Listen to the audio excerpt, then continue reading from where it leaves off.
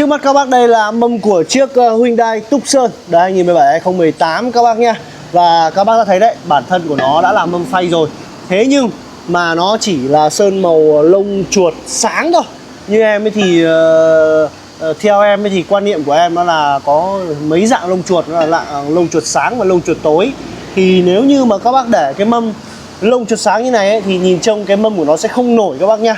Tức là hai màu nó không tương phản với nhau nhiều lắm nên là nó không nổi bật lắm. Anh chủ ấy thì sau thời gian sử dụng thì bây giờ gần Tết rồi, anh ấy đã mang đến em và nói là cho anh về màu đen phay để nhìn trông cho nó nổi hơn, nổi bật dàn chân hơn, đẹp hơn, sáng hơn các bác nhá. Và các bác hãy cùng em xem là mâm Tucson này sau khi sơn đen phay thì trông nó sẽ như nào các bác nhá.